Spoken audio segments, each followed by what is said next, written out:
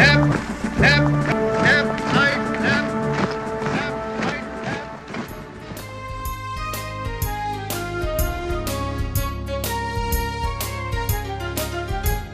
तू जिंदा है तू जिंदगी की जीत में यकीन कर, अगर कहीं है स्वर्ग तो उतार ला जमीन पर। तू जिंदा है तू जिंदगी की जीत में यकीन कर, अगर कहीं है स्वर्ग तो उतार ला जमीन पर। तू जिंदा है।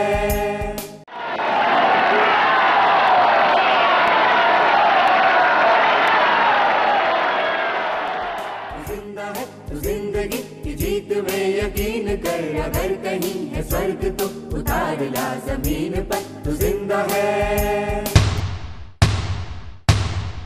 ये गम के और 4 दिन, सितम के और 4 दिन, ये दिन भी जाएंगे गुजर गुजर गए 1000 दिन। ये गम के और 4 दिन, सितम के और 4 दिन, ये दिन भी जाएंगे गुजर गुजर गए 1000 दिन। कभी तो होगी इस चमन पे भी बहार की नजर, अगर कहीं है स्वर्ग तो उतार ला जमीन पर। तू जिंदा है तू जिंदगी की जीत में यकीन कर, अगर कहीं है स्वर्ग।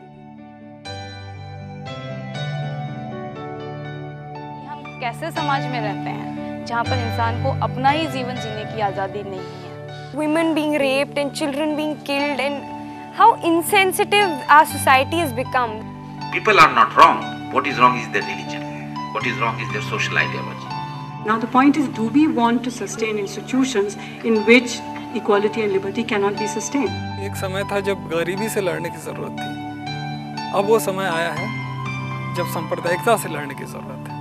Struggle against communalism can be properly waged by young people like you if you constantly interact with people around you. People are having so much of myths regarding Muslim community. हमारे खेलों तक पे असर देखने को मिलता है। अपने निजी स्वार्थों के लिए, निजी लाभ के लिए वो पूरे शहर का, पूरे समाज का माहौल बिल्कुल खराब कर देता है। I refuse to believe that a majority of our media is spreading hate or prejudice. आपस में इस तरह की चीजें चलती रहे, समाज बटा रहे, उनको रोटियां सेकने का जो मौका मिलता रहे। Generally, the people who perpetuate these crimes, they get away without getting any punishment. Suppose such a carnage breaks out around you, what are you going to do? Don't forget Afghanistan, don't forget Taliban, don't forget that these are the consequences of great internal strife produced by the same factors at work in our part of the world. Don't forget that. Fascism in India will not come in the form in which it has come in Europe. Fascism in India will come in the form of communism. Even if not in the short run, I'm quite optimistic in the long run it will be defeated. It has to be defeated because it cannot survive. Because history has not been shaped like this. And history will come to the rescue of the future of a great nation like India.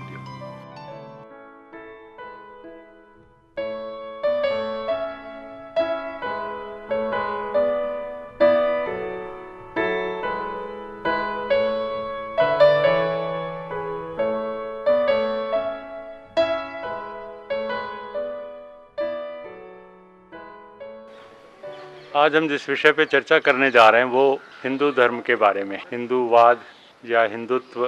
तो सबसे महत्वपूर्ण जो जानने की बात कि दुनिया में हिंदू धर्म नाम की कोई चीज़ नहीं है। आमतौर से जिनको हम हिंदू कहते हैं या कहलाते हैं जो अपने आप को, वो जिन शास्त्रों में यकीन रखते हैं, विश्वास रखते हैं, श्रद्धा रखते हैं, वो हैं वेद, उपनिषद, गीता, रामायण, महाभारत, पुराण वगैरह। इन ग्रंथों में यदि आप झांक करके देखेंगे तो 4 वेद हैं, चारों वेदों में कहीं हिंदू शब्द नहीं आया। ऋग्वेद, यजुर्वेद, सामवेद, अथर्ववेद, फिर हमारे 11 उपनिषद हैं, 6 दर्शन हैं।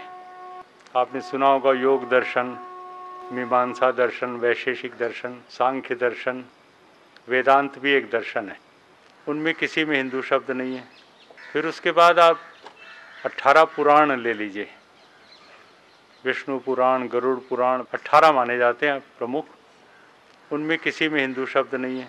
पूरे गीता में नहीं है हिंदू शब्द, न महाभारत में है, न रामायण में है। हमारे देश के लोगों का प्राचीनतम नाम जो सुनने को देखने को मिलता है वो आर्य मिलता है। देश का नाम भी आर्यावर्त मिलता है। रामायण की सीरियल में सीता राम को आर्यपुत्र कहती, हिंदू पुत्र नहीं कहती।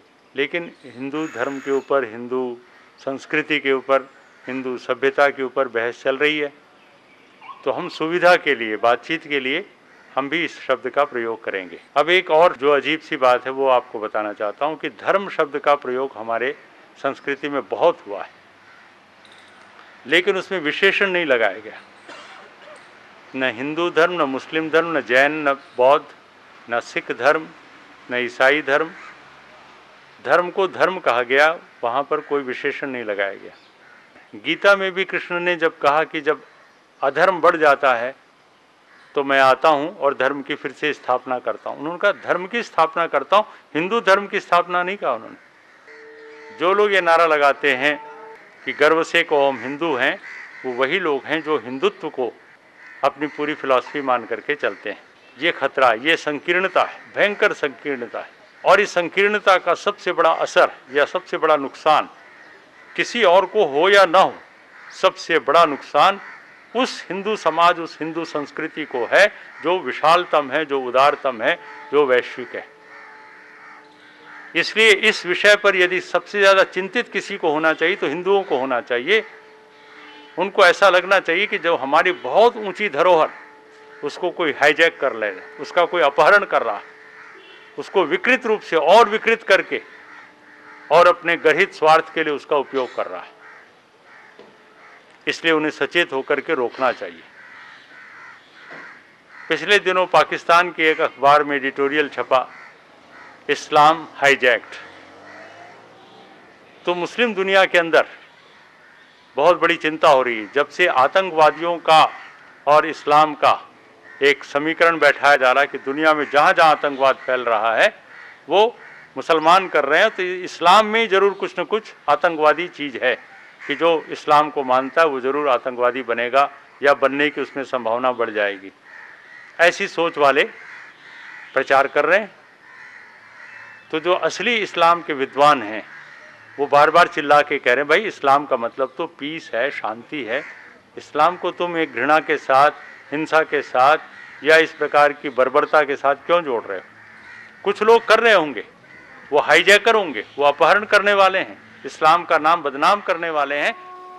ऐसी बात इस्लाम के विद्वान लोग कर रहे हैं।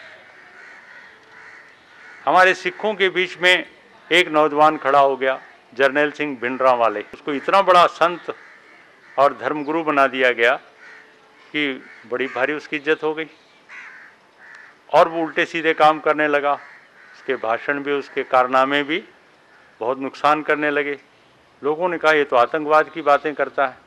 कहा नहीं नहीं, कुछ लोगों ने कहा ये तो बड़े धर्म की बात कर रहा है। तो धीरे धीरे वो मारने लगा, लोगों को मरवाने लगा। सबने कहा ये सिख जो हैं अब उग्रवाद के रास्ते चल पड़े हैं। उन्होंने सब सिखों को उस जर्नैल सिंह भिंडरांवाले की फौज में शामिल कर दिया। वो उग्रवादी था, वो गलत बातें कर रहा था, करवा रहा था, लेकिन चूंकि वो अपना पगड़ी बांधता था या जो भी गुरुद्वारे में रहता था, और एक दिन तो उठ करके वो गुरु रामदास सराय से अंदर चला गया, स्वर्ण मंदिर के अंदर, और अकाल तख्त पे जा बैठा। तो जो हमारे गुरुद्वारा प्रबंधक कमेटी के उस समय अध्यक्ष थे गुरचरण सिंह जी टोरा, उनकी जिम्मेदारी थी, कहते महाराज आप बाहर ही बैठो, ठीक रहोगे, ये अंदर मत आओ, ये हमारा धर्म इस तरह की बातें स्वीकृति नहीं देता। उन्होंने चुप्पी मार ली, बल्कि आगे बढ़ के कह दिया तो बादशाह हैं, चाहे जहाँ जाएं। अंदर घुस गया और वहाँ बैठ करके उसने फतवे देने जारी कर दिए। उसका परिणाम ये हुआ कि पूरा का पूरा सिख धर्म, सिख समाज, सिक्खी बदनाम होने लगी। तो जो समझदार थे उस समय भी उन्होंने कहा इसको सिख धर्म से मत जोड़ो, ये कुछ उग्रवादी तत्व हैं जो सिक्खी को हाईजैक कर रहे हैं, उसका ओढ़ना लबादा ओढ़ करके गलत काम कर रहे हैं, इनको सिखों के साथ मत जोड़ो, ये उग्रवादी हैं, इनका कोई धर्म मजहब नहीं है, चाहे गुरुद्वारे में बैठे हों चाहे कहीं बैठे हों। मारने वालों के बारे में, मरने वालों के बारे में पहले ये धारणा बनाई गई थी कि ये सिख लोग हैं जो हिंदुओं को मार रहे हैं, लेकिन पूरे 10 साल तक चले इस मारकाट में एक गांव में एक बार भी, एक घटना भी ऐसी नहीं हुई जहां हिंदू और सिख लड़े हों। उग्रवादी मार रहे थे हिंदुओं को, तो कुछ सिख चुप थे ये सोच करके कि वे हिंदू को मार रहे हैं तो हम तो बचे हुए हैं। पूरी लिस्ट तैयार हुई 10 साल के बाद, तो पता चला कि हिंदू से ज़्यादा सिख मारे गए इन उग्रवादियों के हाथों संख्या में। आज कश्मीर की घाटी में ज़्यादा मारे जा रहे हैं मुसलमान हिंदुओं से भी ज़्यादा, लेकिन आम धारणा कुछ और बनाई जाएगी। आज ज़रूरत है कि जो हिंदुत्व का नारा लगा करके और ये मारकाट और हिंसा की राजनीति कर रहे हैं, अयोध्या में राम मंदिर बनाना है तो ये करना है वो करना, जो भी कुछ कर रहे हैं, ये शुद्ध राजनीति है और पूरी तरीके से ये हिंदू संस्कृति को, हिंदू समाज को, हिंदू धर्म की मान्यताओं को ये विकृत कर रहे हैं, हाईजैक कर रहे हैं। आपको आश्चर्य होगा कि राम को केवल अयोध्या फैजाबाद जिले का बताना और फैजाबाद जिले में भी अयोध्या शहर और अयोध्या शहर में भी उस छोटे से जगह में बताना, यहीं पर पैदा हुए, बिल्कुल ठीक उसी जगह पर जहाँ पर वो मस्जिद खड़ी थी 1528 को बनी, उसी मस्जिद के बीचों बीच जहाँ पर वो मौलवी खड़ा होकर के प्रचार करता, उसको मिंबर बोलते हैं मुसलमान, उस मिंबर वाली जगह पर वो 3 foot by 3 foot 9 square foot की जगह को कह रहे हैं बिल्कुल यहीं पर पैदा हुए राम जी। महर्षि दयानंद जैसे वेदों के जो प्रकांड विद्वान हुए, उन्होंने राम के काल का हिसाब लगाया इतिहास के ढंग से, तो लगभग 18 लाख साल पहले राम थे। त्रेता युग कहते हैं उस जमाने को, उसके बाद द्वापर आया, उसके बाद क्या क्या, और आजकल कहते हैं कलयुग है। तो 18 लाख साल पहले राम पैदा हुए, तो बगल में उस मस्जिद के बगल में थोड़ी दूर पर कौशल्या महल है, तो कौशल्या के गर्भ से पैदा हुए थे, तो कौशल्या के कमरे में होना चाहिए था उनको। तो ये बाहर कहाँ खेतों में पैदा हो रहे थे, क्यों गए थे उधर, ये महल में होते। वो दशरथ महल अलग है, अयोध्या जाने वाले जानते हैं अच्छी तरह से, लेकिन उन्होंने बना दिया नहीं, वहीं पर पैदा हुए। हम लोगों ने बातचीत की सबसे, तो बड़ी आसानी से हल निकलने लगा, ये तो कोई बहुत बड़ी बात नहीं। एक हल ये था कि हमने पता लगाया कितनी दूर पे है मस्जिद भाई, तो ये जितनी जगह पे आप लोग बैठे हुए हैं इसको ले लीजिए, इस पेड़ से लेके इस पेड़ तक, ऐसी मस्जिद 1/3 ऑफ एन एकड़, लेस देन 1/3 ऑफ एन एकड़, 1/3 एकड़ से भी कम जमीन पर वो मस्जिद खड़ी है 500 साल पुरानी। तो हमने कहा भाई अयोध्या में राम जी पैदा हुए, आम हिंदू मानता है यार, चलो छोड़ो इस झगड़े में क्यों पड़ो कि वहाँ हुए थे कि नहीं, अयोध्या में हुए थे, चलो जी अडवाणी जी आपको मंदिर बनाना है, ये मस्जिद की जगह छोड़ दो और ये ले लो जगह बाकी, 1/3 एकड़ इसके बदले पूरी एकड़ ले लो, 2 ले लो, 4 ले लो, 5 ले लो, 10 ले लो, 50 ले लो, 65 एकड़ ले लो। तो सारी जमीन खाली करा करके एक्वायर करके वो रथ यात्रा दिल्ली पहुंची, तो विश्वनाथ प्रताप सिंह जी ने नक्शा रखा, अडवाणी जी आप क्यों परेशान हो रहे हो, मंदिर बनाना ठाट से बनाओ, कितनी ज़मीन चाहिए बोलिए हम आपको देते हैं। तो अडवाणी जी मुस्कुराए, कहने लगे मैं इतना बेवकूफ़ नहीं हूँ राजा साहब कि मैं अयोध्या में एक और मंदिर बनाने के लिए निकला हूँ, बहुत मंदिर हैं इस देश के अंदर, एक और मंदिर बन जाएगा तो क्या हो जाएगा।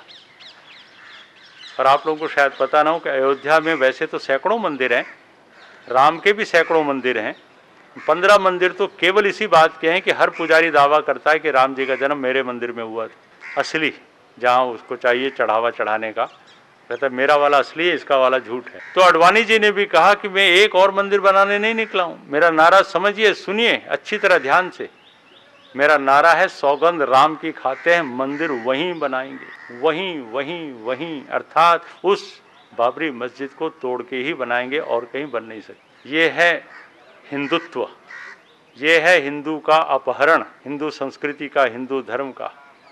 हिंदू धर्म हिंदू संस्कृति तो कह रही थी कि सबको लेके चलो भाई, पूरी धरती के लोगों को लेकर के चलो। क्रिश्चियनिटी आई भारत के अंदर तो सबसे पहले भारत में आई, फिर बाद में गई यूरोप और बाद में गई इंग्लैंड, पहले भारत में आई, सन 52 में आ गई क्रिश्चियनिटी। इंडोनेशिया के बाद दूसरे नंबर का मुस्लिम देश हमारा भारत।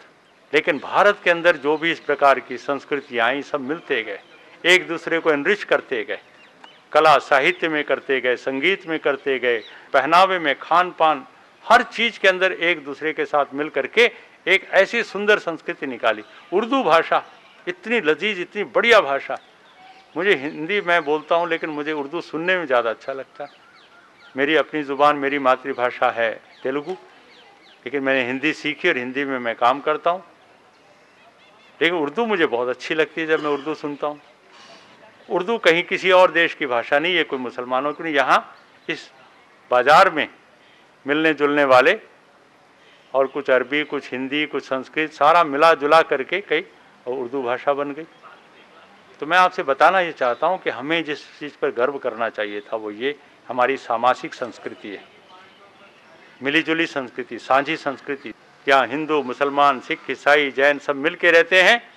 शास्त्र चर्चा करनी है, शास्त्रार्थ भी करने, बड़े मज़े से करो, संवाद करो, डायलॉग करो, बताओ भी तुम्हारे अंदर ये कमी, इसके अंदर ये कमी है, अपनी अच्छाइयाँ बताओ दूसरे, ये भी चलना चाहिए, कोई बुरी बात नहीं इसके अंदर।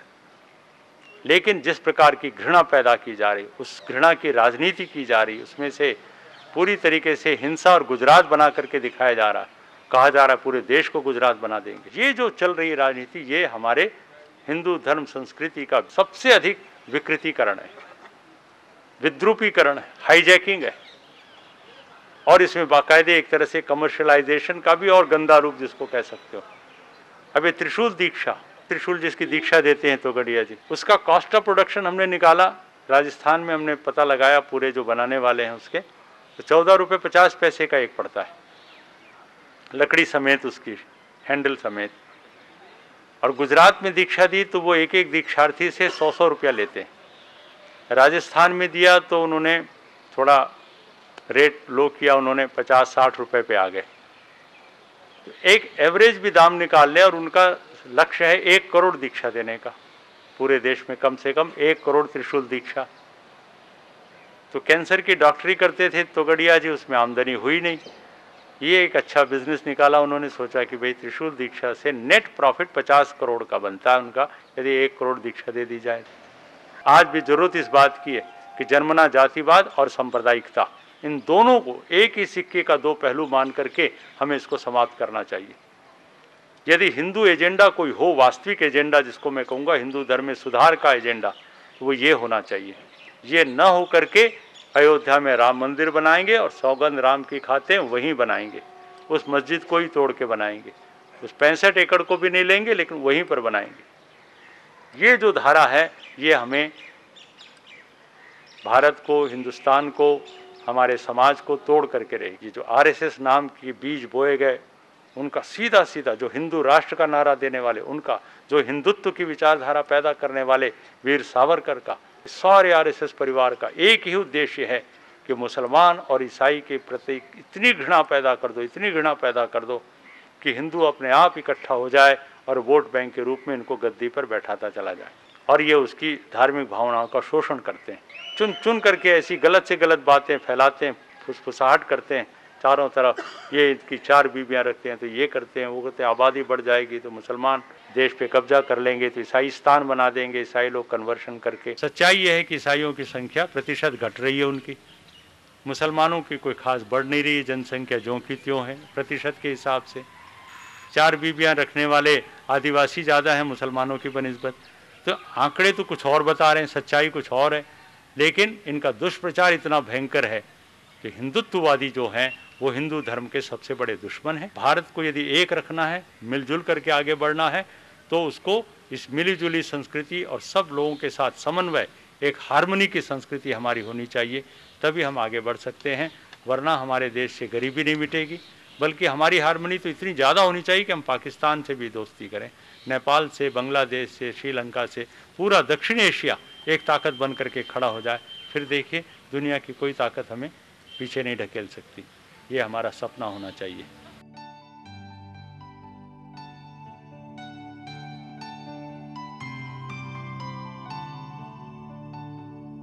इन काली सदियों के सर से जब रात का आंचल ढलकेगा,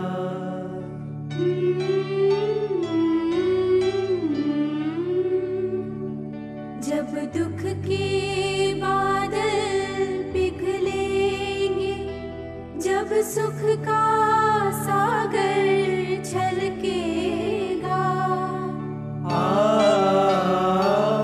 जब अंबर झूम के नाचेगा, जब धरती नगमे गाएगी, वो सुबह कभी तो आएगी, वो सुबह